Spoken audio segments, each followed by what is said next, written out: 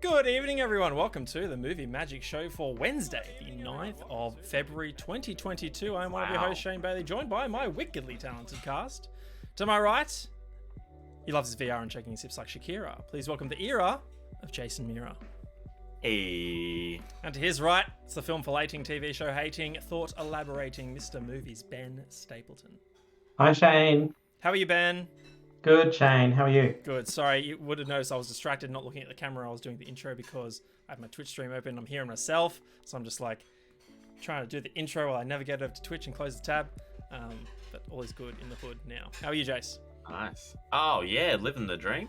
Just watched the season final of Book of Boba Fett. Oh, yes. Yeah. Excited to catch that myself. Yeah. That on the show the week after next, so look forward to that one. What's this about your shirt, Jace? I can't see it now. Just about anything looks better. Just about anything looks better from a distance. It's a quote from a book. Oh, okay. Can't quite see the image, but nice. It's Haruki Murakami. If anyone wants to read any of his works, I recommend 1Q84 or The Wind-Up Bird Chronicle. What does he think this is, Ben? A show to recommend books on? What the? Why is 1Q84 one digit away changed from being 1984? Because it's like his reimagining of 1984, and it takes place in the year 1984, but things happen in the story that they don't know exactly where they are, so they replace the 9 with Q for question. Oh, okay. That was a great unrehearsed question and answer about a book, which I've been a part of now. Yeah, there you go. Anyway, this is the Movie Magic Show. Every Wednesday, we Chocoheads get together to love, like, bash, and trash the latest the entertainment world has to offer right here on twitch.tv/magic_cast. Catch all our past episodes on my YouTube channel. Just search Magic Cast. It's all one word on YouTube. You can also follow us on Twitter as well at Movie Magic Show. We'll tell you when we're going live and which films we're going to be reviewing. Speaking of films we're going to be reviewing this week, we will be looking back at a 1981 film, the classic My Dinner with Andre. Me and the boys were fortunate enough to take a little holiday away together. Just, weekend before last? How long ago was that? Can't remember. Oh, I don't even. Too long ago. Time is flat circle. Flat circle. Thank you. I was going to say flat line. I'm like, that's not it.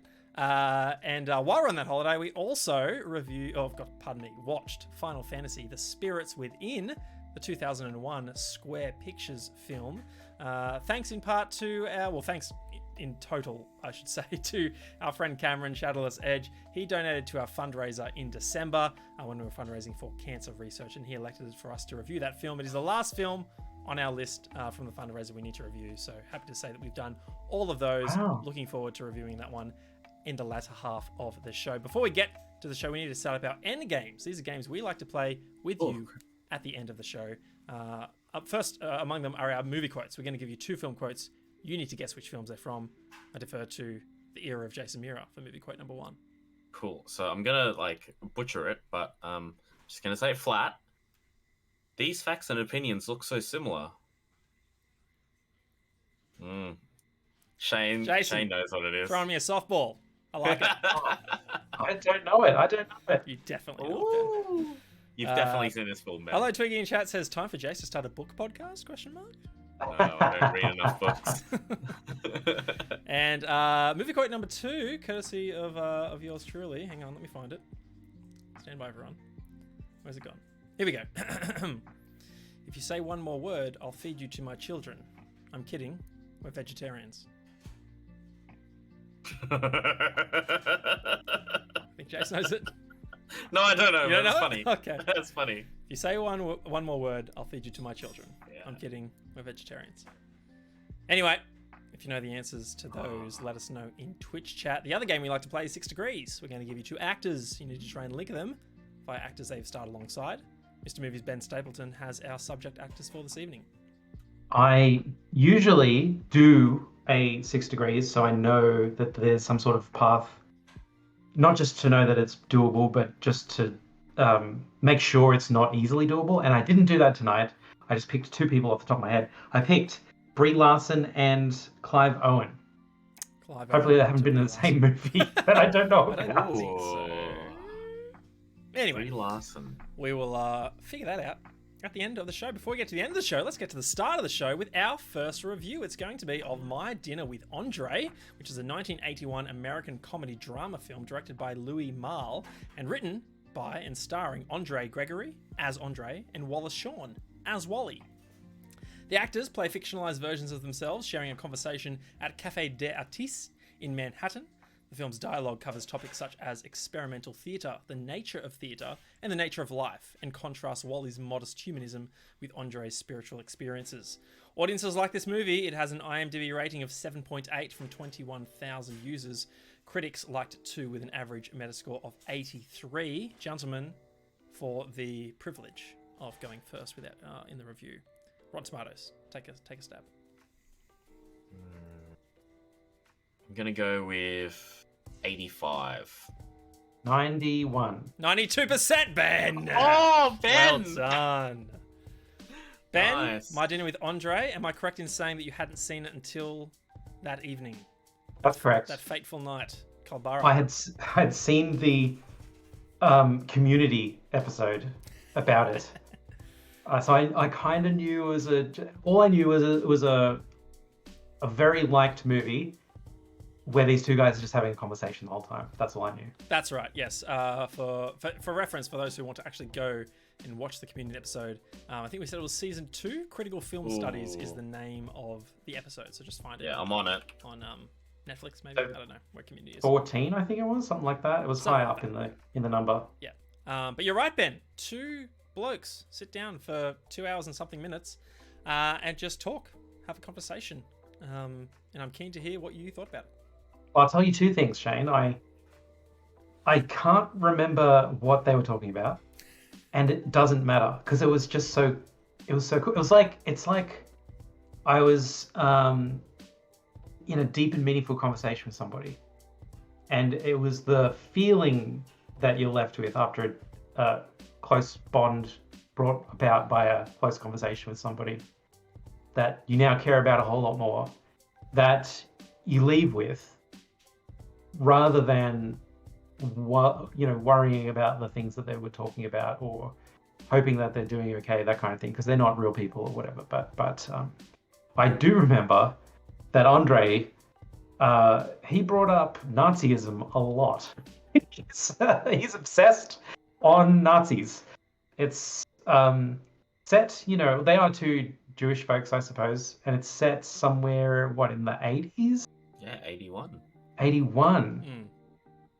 So, I mean, I guess, I guess he would be of the age where he could have been directly affected by World War II as a very, as a Child, as a or at baby. least his parents or something. And definitely his parents have been of age to be affected. So it's still on the forefront of conversation of it's still the topic of the town kind of thing, especially if you were personally affected by it. So I suppose it makes sense. I just remember thinking that, why is he bringing up Hitler again? He's talking about he's not doing it like, do you hear about those Nazis or anything like that? He's telling a story, some spiritual awakening he had in some far corner of the world, and he says something like, it reminded me of the way that the SS used to do, and like that. I'm like, again with the Nazi reference, what's going on with this? And I just remember thinking about that a bunch. He brought up the camps and Hitler a couple times and the SS at least once, all in separate, completely different stories, by the way. So it's not like he's just coming back on a point. He's just making a completely different, banal kind of anecdotal story. It's not really part of a theme or anything, and just kept bringing it up, which I thought was hilarious. And let's see what else. Oh, you know what really impacted me was the cinematography, the actual direction that they took to actually film these 2 guys. Yeah. They're kind of sitting at a tiny square table, then opposite one another. One guy has got the booth and the other guy has got a chair kind of right next to him. So the whole angle of the table's nice, wide open. You also got I don't think it's a mirror. I think it's just a window to the other half of the restaurant behind them. So what's his face? Not Andre. Wally. Wally. Wally, while he's sitting in the booth, so he's got a wall behind him, but there's like a part of the wall cut out, and I'm constantly drawn to just see what's going on in the restaurant, to just look over his shoulder and see people dining and walking about back and forth and all that kind of stuff. And the other camera angle is behind Andre's shoulder, who is sitting next to the bar. So you can see the barman just standing there with like the most blank expression ever. I'm honestly thinking while I'm watching this, I'm like, is that an extra or is that just a guy? He's just like, hey, can we film here Yeah, he's today? credited. He's credited, Yeah, right? it can't just be a guy, but he did such a great job of not doing something. Like, Yeah. you know, he's not polishing a glass with a cloth or like trying to mix a drink or whatever. He's just standing there waiting for a customer to show up or waiting for an order to fill. And the other guy in the movie is the waiter. I was just constantly watching him prepare these guys drinks and walk off, bringing the actual food to the table and drinks to the table and asking if everything's all right. And just watching him go about his day while they're talking. It's completely open to like just gaze across the place. And it's such a well-directed thing that all of that stuff is completely open to you, but it's not explicit. It's not like we're cutting to the bartender just standing there and cutting back, like even for a split second. Like, I'm trying to say there's things in movies where the director really wants you to see this because it's like a clue or whatever, so he'll just show it to you and then show you something else. But that's not what is happening here. 100% of this film is these two guys in frame talking to one another. And the other thing I really loved was during some of like the really interesting parts, the cameraman zooms in so slowly, like ever so slowly. He is centering us in on Andre as he's telling this spooky, harrowing story or what have you, and you don't even really notice it. And I'm like looking at the frame of the picture and I'm like, You do that too? Yeah. I do that as well. Yeah, all the time. I did it twice and I was like, he's zooming in, I can tell, but I can't tell at the Let me same confirm time. So I'm by like, watching something fall out of frame. Yeah. it's exactly like when you're waiting for like a download that's taking forever and you put your mouse up where the progress bar is up to, and then you look back a minute later and you're like, the progress bar is still moving. It's okay. So it's kind of exactly like that. This movie is like I can see why everybody loves it. It's like an instant classic, I'm sure, when it came out. It's like, I don't even know if it won Best Picture for that year. Come on, it has to have won Best Picture. It has 2 wins, but it says here, at least on IMDb, not Oscar. It wasn't even nominated at the Oscars. Boston Society of Film Critics, that's it. Winner. You know how every now and then you see like the thing that won that year is a movie nobody has ever heard of and has not retained itself. The English Patient. Yeah. Oh, okay. Well, The English Patient's actually pretty good. Is that 81 or 82? Because it would have been the 82 awards. Oh, you just mentioned The English Patient, right? I just mentioned it. I was just like, I don't know. Right. I've never seen it before, but I know it. What? Oh, I'm sorry. I thought you Googled it and you were like, The English Patient won that year. That's what I thought, yeah. Oh, no. I was just like, that's another movie like that won, and I've never seen it. No interest in watching it at all. That makes sense, because there's no way The English Patient's from 1981. So, yeah. It's got Ralph Fiennes. It's really great. He's like a dying man telling his life story, like telling the story of how he got here and what happened to him. It's a bit of a mystery and stuff. So it's a really good movie, that one. Anyway, this one also good. I also the number one thought I had after this was about one of the stories he told about, like, on Halloween or whatever. He's in the middle of nowhere in Ireland in the woods with these random people, and they play this prank that they've been planning for days or whatever on the others. Including him. He gets the prank played on him, and I was like, what the fuck is happening? Like I would never let even like my closest friend get anywhere near like the length of like almost torture what they did to these people. It's like, well, they blindfolded us and ran us through the forest, and it was of course very scary and terrifying and cold. They made us take off all our clothes. They made us take all our clothes off, and then one by one they took us into this room and tied us down and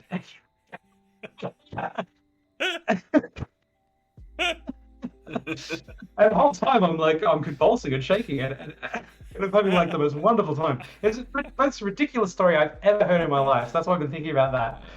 And the other thing I've been thinking about is a hypothetical question. Like, I imagine what my dinner with Andre would look like if it was made today. And I'm like thinking about what kind of stories that Andre would say, would tell, and it'd, then I just get funny with it. Like, it'd be a Zoom call, and they'd, each be at each other's apart, like they'd be separate in their own apartments, just calling from bed or whatever. And there'd be some story. This is why I asked you guys if you knew what ayahuasca was, because I was going to bring that up. Like, one of the stories he'd tell would be about an ayahuasca ceremony he went on, or whatever, and he's tripping balls and seeing ghosts and all that kind of stuff. But funnily enough, Andre's not really doing any of that stuff. Like, I believe because drugs are bad in the 80s. It's just taboo to write about it, and this is a likable character after all. So instead, it's still hugely spiritual moments, but there's not even like hookah smoking or weed smoking or anything. He's just talking about the crazy people and culture that he's being exposed to. It's like he's a raw nerve. And what else did I think? Oh, I loved that they were actually eating and drinking stuff. They were actually drinking wine, consumed, eating the quail, and I love, because I hate. Imagine if they tried to fake the whole thing. Oh yeah, just spoon up to mouth, cut away, and then cut back as like. Yeah, so because because the film is shot with extremely long cuts, he's doing, and props as well. It's the guy playing Andre. Ridiculous.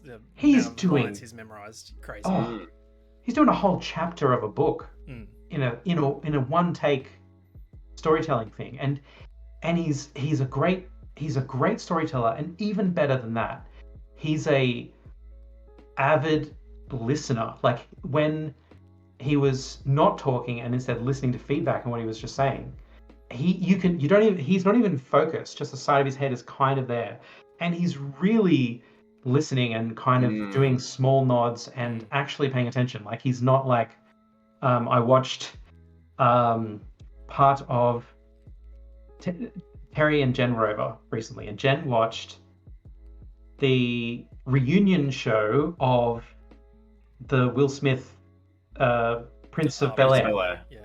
And they showed scenes where Will is sitting there saying the lines of, like, the other actor saying, like, when he's saying his lines, Will is miming them as well. He's going and waiting for him to finish, and then he'll say his line, and then he'll go back to, like, doing that. Like, bad acting, like really terrible acting. And that's just an example of that end of the scale. I tell you the story, so I could say that Andre is the opposite of that guy. Right. He really looked like he was listening to what was being said at him. Like, and even when Wally was like vehemently disagreeing with him as well, like he was taking on board like this. Yeah, I understand this is your perspective, sort of thing. I really enjoyed that too. Yeah. Anyway, I don't want to take up everybody else's time talking about it. That's right. There's a couple other things. Before I pass the ball over to Jay, you did mention about the directing. Interesting note that I saw on Wikipedia when I was putting together the deets.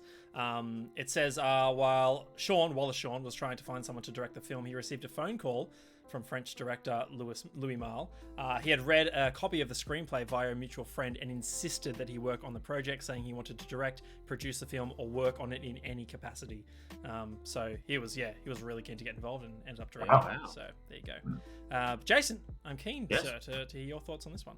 So this is one of those movies that I've wanted to watch for ages. It's up there with like 12 Angry Men, right? It's like a name that gets thrown around, right? Like a film. Yeah. Master and Commander. Good films, Ben. The Far Side of the World. I love it. Well, so yeah, it's a movie I've always wanted to watch, and I didn't know you had a copy of it, Shane. So like, I bought it on DVD years ago. Yeah. It's not available on Blu-ray to my knowledge. No, well, yeah, I'm happy that I watched it. It's sitting there, we had really no idea what to expect. Like the narration at the start of it was just like, what's going on? Like, this guy's like going on about his life, whatever. Is that going to be brought up, whatever? No, it's there for the audience to set up what this person is like, what Wally is like, his life and all that kind of stuff, and how he got thrusted into having dinner with Andre, and then just sitting there and just watching it all unfold. It's like, it's just a really good slice of, like, you know, when you sit there and you watch something happen in real life in front of you, and I don't know if you guys do, but like, do you ever just think to yourself, like, I want to be like I want to be like, not in a creepy way, but like a couple of steps closer to actually listen in and see what's going on, because this seems really interesting and what they're doing. You know, you might be just like walking down the street and, you know, people playing chess on like a table at a park, or you know, walking through a convention and seeing someone playing Magic the Gathering at a table nearby, or something. I don't know. For me, it's like if I'm ever in like usually some kind of restaurant or hospitality venue, and there's like a group of people enjoying a meal or whatever, and they just can't stop laughing. Yeah. They're not doing it like disrespectfully, like they're not, you know, over the top, but for a moment I'll think, I wonder what's so funny. Like, it'd be nice to know like what is bringing them so much joy right now.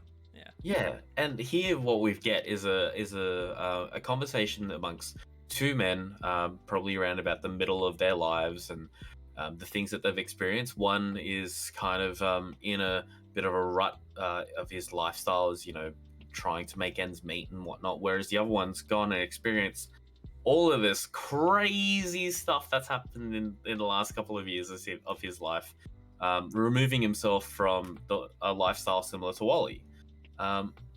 In addition to all of this, my personal view experience, a couple of months ago, I watched Midsummer, which was the horror film, where things happen, shit gets real, in Scandinavia, in the woods with other people. And it's, so some of the things that Andre was talking about, and I'm like, this guy's gonna get, like, watch someone get skinned alive, or like set on fire. Cinematic universe. Yeah, like someone's gonna get MSU. like, they're all just gonna crowd underneath a cliff and watch people jump off the cliff and, you know, themselves, like, voluntarily. Crazy stuff. So I had that in mind whenever Andre was talking about his stuff. So that was very interesting. But it's definitely a movie that demands your attention. It's not one of those things that you could really you know, put on halfway through during the middle of the day while you're doing your chores, right? Because the things that I talk about are quite heavy subject matters, and things that kind of they're just talking pretty quickly. Like, so for me, I was sitting there like just like glued to the screen, trying to understand what was going on, and they reward my attention later on by bringing up earlier things, and, oh, you know, it's funny you mentioned that, because that relates to this and this and this, blah blah blah blah blah. Yeah, so that was really cool. I know where I was going with that, but that was interesting. I really find that interesting that some people watch things even for the first time. Well, actually, you know what? Especially for the first time, with like their phone in their hand, and they're just like kind of like, oh, what's going on over here, and then like, oh, what did I miss, kind of deal. Yeah. Fascinates me. Like, I can't even watch a YouTube video without both eyes on the screen the whole time, kind of thing. People just want to have like noise in the, like, I don't know. I'll be at home one day and I just want noise. Yeah, they're not hitting play to watch it. They're just hitting play to have something to glance over to and hopefully get a little nudge of entertainment. Yeah, That's so for me, it's music's for, right? Well, I just put the TV shows. Yeah, just watch The Simpsons all the time. Like, whatever season, just chuck it on, and it's just like, I'll catch a little snippet of like, and then resume playing. So yeah, it's definitely it's one of the films that's made harder to watch purely because it's just so hard to obtain, especially here in Australia. Shane, you bought it on DVD. Did you get it from like JB Hi-Fi or something? I know. I think I bought it online, honestly. Yeah.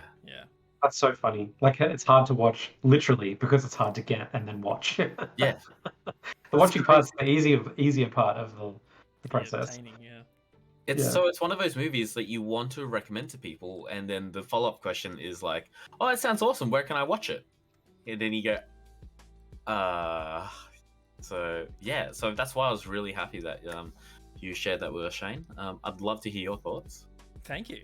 Yeah, I'm going to echo a lot of what you guys have said. I was a bit worried actually, like towards the first, I'd say 30 to 40% of the film, where it really is just Andre delving in, just jumping from wacky experience to wacky experience, globe-trotting all over the world, seemingly without any thematic link between them all. And so I was wondering if I was wondering if I was losing you guys in the first. Oh no! Don't even worry, Shane. It's you didn't make the movie. Imagine if you did though. Like that feeling that you've got. You just bought the movie and put it on. Imagine if you were, you'd put your whole year on hold to dedicate to this process and whatever.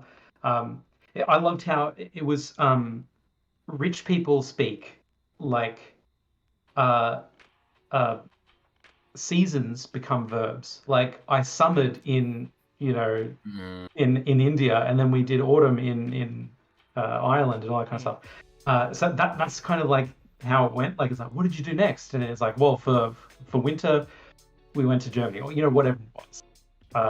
They spend a whole season at a time in a place. We might be able to do that soon, Ben. We might be able to say to our friends like, oh yes, I summer in Kalbara. That's what I do.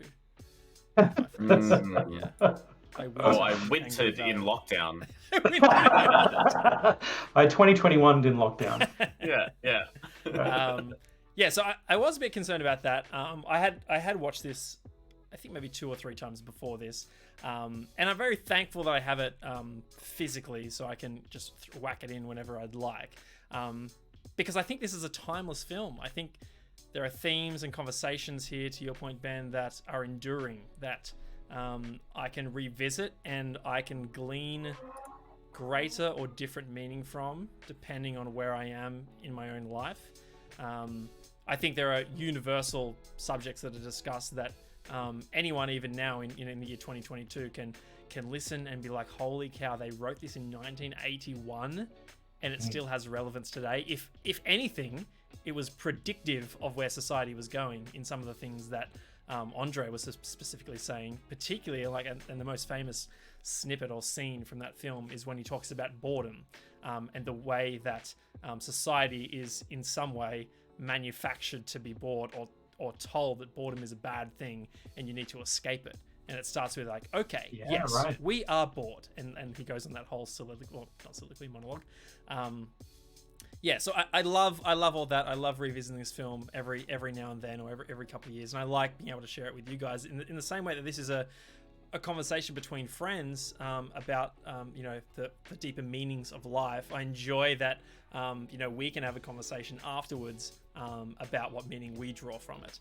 And I like what you mentioned, Jason, something I hadn't even thought of before, and that is the importance of the context of Wally at the start of this conversation, where he doesn't want to be there. I think from memory, he thought about blowing him off, or he just wasn't that enthused. Previous encounters with Andre weren't that pleasant, and he was kind of doing it just to be pleasant or just to be nice. So yeah, the fact that that is the starting position for Wally, and by the end of it, he's fully invested in this conversation and he's fascinated and learning and is able to provide his own life perspective and be enthused by that and be excited to do that with someone he wasn't even excited to talk to that evening. I think it's really important. So yeah, I like that you mentioned that. That's a great bit of context. This is an excellently written film. To your point, Ben, like the Andre Gregory is just masterclass in terms of delivering these lines and making me believe like this is a real character that's done these things. Totally. Such an achievement on his part. And it's I don't even get how stage actors or Broadway actors or whatever, how do they remember all their lines? That's just people watching you.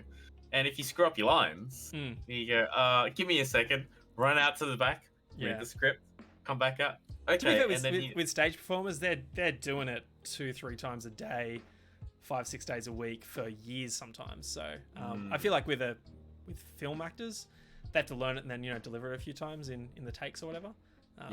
So I feel like there's maybe less pressure there. Kudos to you actors. And remembering lines. Absolutely amazing. Yeah. Any final thoughts, gents?